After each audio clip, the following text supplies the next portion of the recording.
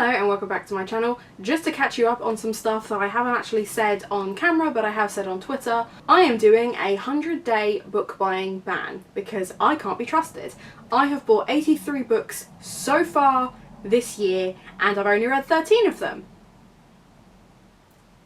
I'd argue that's too many and or too few. So we're doing a book buying ban, which meant that I didn't know what to read for my newts because once you've got new things, you want to read the new things, but I should read the things that I've had longer. So, being a complete wuss, I decided I would let Twitter decide.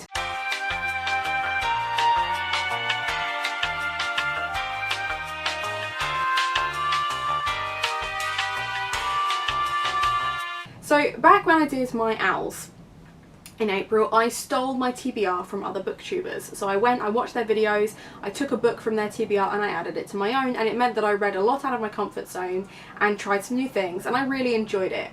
But I decided for my newts, I didn't want to do that again, I wanted to do something slightly different. So taking those two things into consideration, the fact that for the Magical Readathon I let someone else decide my TBR, and I had to narrow it down because I can't buy any more books, I decided I would let Twitter decide which of the books I already own that fit certain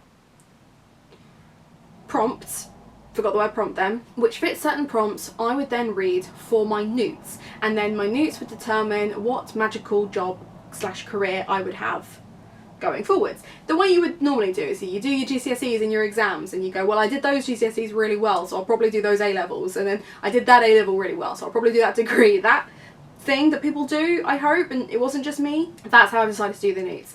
So I have a pretty impossible TBR for this month, but I really only have myself and you guys to blame because you chose these books for me. And there are some easier ones in here, and there are some more tricky ones in here, but at the end of the newts I'll be able to tell you what my magical career is, rather than just, oh well it could be. No, it will be this because that's all that I have left. There are 20 books on my TBR.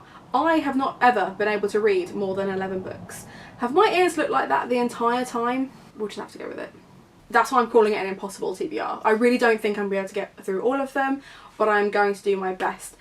I will be adding the top trumps cards from last month because I only read 1 of 4, so I will be adding 3 of those to this, but I'm not going to talk about them now. If you want to know what those cards were, I'll put the link to the other video here. But let's start with the prompts, what they were and what you decided for me. So care for magical creatures, I needed an E, which was to read something short, and I will be reading My Sister the Serial Killer. I put this in for several prompts, but actually this was the one that it got chosen for this prompt over the others.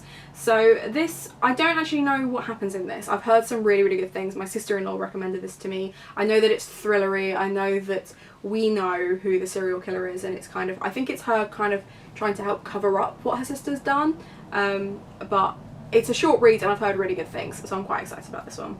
For Transfiguration, I needed an O, which is a hardback book, which is why I've gone for Furyborn. I really enjoyed Sawkill Girls, which is by Claire Legrand, and that is why I've ordered Furyborn. I bought this back in January, I think. I just love that it's got the, I don't know what this is called, where they're cut so they feel like parchment, but that just feels really nice. And that's literally all I've got to contribute to this one. I don't know anything about it. I just trust the author, and it was a pretty cover. Just plain red underneath, don't need to show you that, but yeah. I needed something with an animal on the front, so again we have Cersei. Cersei I think has been on, I think Cersei came up in my owls as well, but I can't remember off the top of my head. But we've got lots of animals, we've got scorpion, bugs, birds, lizards. But this is a Greek retelling by Madeline Miller. This is the same author who did A Song of Achilles, so I'm really excited to have my heart broken again. For Herbology, I needed a book with a flower on the front, so I have decided to go with Wilder Girls. I read the first 3 chapters and reviewed this for my blog. Must have been either early this year or last year. So it came out last year, so last year. And I haven't picked it up since. It's been in my TBR twice before and I just haven't got round to it. And I don't know why, because I really enjoyed those first 3 chapters and I was really compelled to see what would happen next. Because I did it as an ebook and then got the paperback later, I just haven't got round to it. So this is another one that I will be prioritising. I'm really excited for this one. Another Herbology one was to read a book that you think will be impactful, and I've chosen Clap When You Land by Elizabeth Acevedo. Acevedo. So I struggled last time I did this as well, because I read Poet X this month and really enjoyed it, but I cried the whole way through the end. So I have a sneaky suspicion that I'm going to cry again. and that's why I think it's going to be impactful. I know a lot of people have already read it and they've really, really enjoyed it, considering like it hasn't come out that recently, and I'm excited for this one. I need to find a new way of saying I'm excited, because that's it, that's the only phrase I use. 400 million words in the English language, and excited is the one that I keep falling back on. So for Defense Against the Dark Arts, I needed to get an E, which is a demons and or water themes, and I decided I was going to reread a middle grade that kind of combines them both, and I will be rereading Vampirates.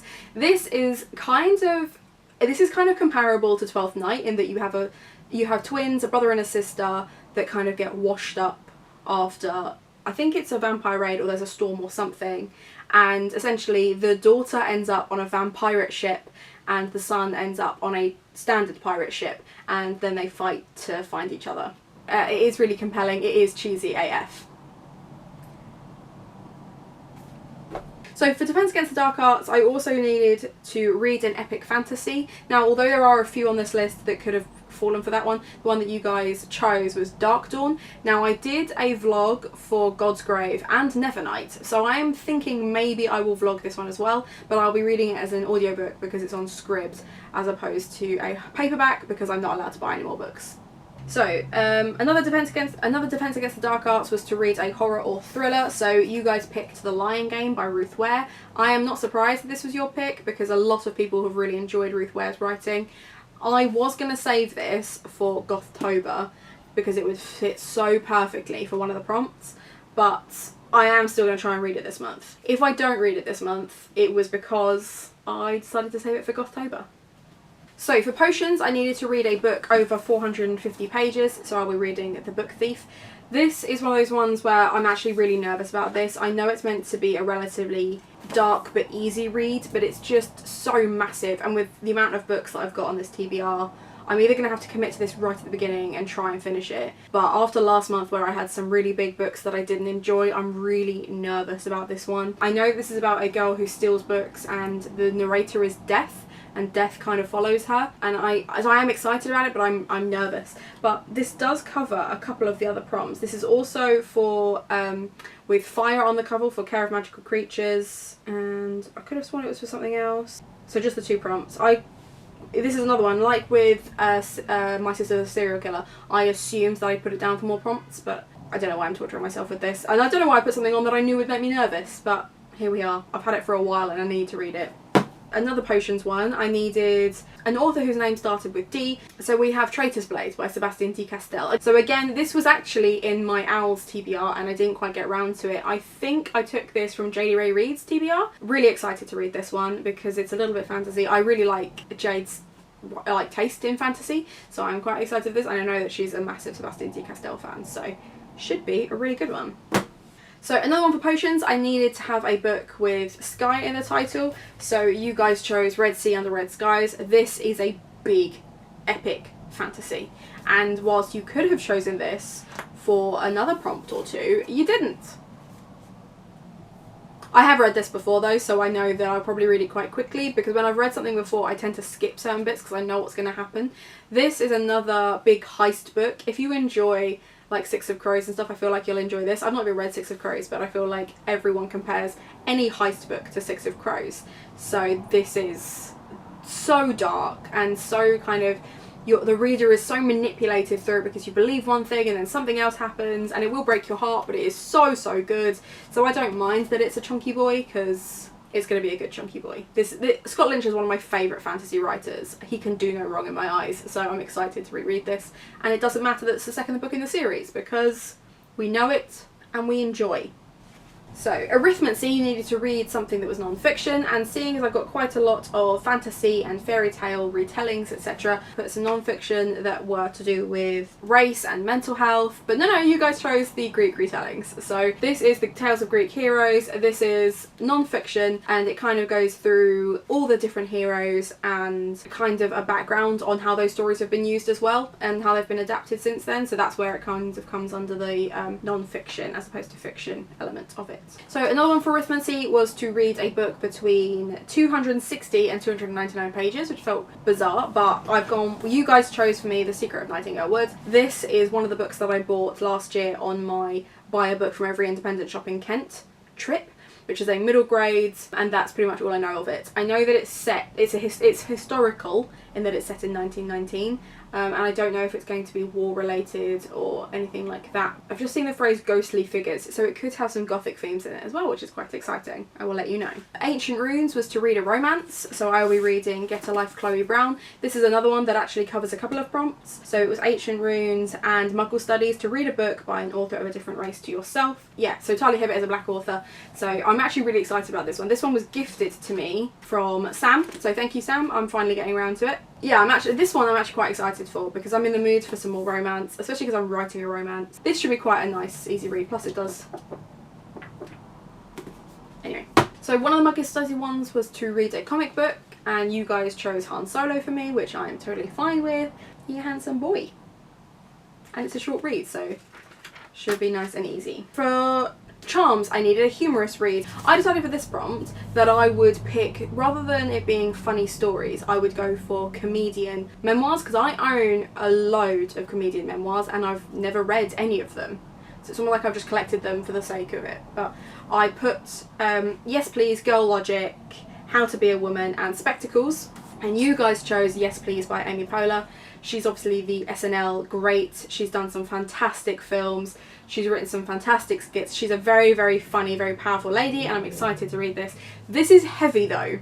Like, I'm genuinely surprised. Like, this is the kind of book you could kill someone with. Like, it doesn't look particularly big, but this, like, I don't know if it's just the hardback that they've used, but it is heavy. It is really, really heavy. But what I am quite excited about is, you know, some big pages of nothing that I can just skip straight through. So excited for that one. I needed one that was set in winter. Now, I don't know if Winterwood is set in winter, but I'm gonna guess from its name that it's set in winter, and that's the one that you chose. The other ones I knew were set in winter, but I'm just guessing. This one was also gifted. This one was gifted from Ben, so thank you Ben. Again, I'll prioritise that because you bought it for me. At least I'll try to prioritise it. When I say prioritise it, what I mean is I'll read the first 3 chapters and then see what I'm in the mood for. That's what I mean by prioritise. And then the last one was to read a manga, and I don't own any manga, so I just put more graphic novels on there. And you guys picked Coraline by Neil Gaiman. So yeah, another short read, a graphic novel, so nice and easy. I don't know why it has the covering on it, which makes it really shiny. I don't know if you can see that. But yeah, so a horror / weird fantasy child story that's not really for children, I guess. I never know how to describe Coraline. I know the story. Everyone knows the story because you've either seen the film or you've read the book or whatever. It is a well-known story. I don't know how to describe it though, except that it's a little bit creepy, a little bit spooky, but generally quite harmless. And I feel like the graphic novel will be a nice, easy read. I am also doing the Diversify Your Shelf readathon, but a lot of them are like pick randomly or to read people of colour books and things like that. So I'm going to kind of post those on my Twitter, but I'm not going to put them in my TBR because some of these books will fit those prompts and others I might mood read and not actually set a TBR and kind of work my way through it. But yeah, other than that, that's my TBR. That's my crazy long list. So if you're reading any of these books this month, let me know, because it'd be quite cool to buddy read. I might be more inclined to finish them, because last month I had a real issue where I started loads of books and then really, really struggled to finish any of them. So I need help. Having said that, that's it from me. I hope that you're liked and subscribed. And now we do the thing where we pile everything up and we try not to drop it on ourselves. Oh god, there's so many. Oh no, this was a mistake. This was a mistake. Ah! Why are they so slippery? We'll go with that one. Whatever that is, we'll go with that. Have a nice day.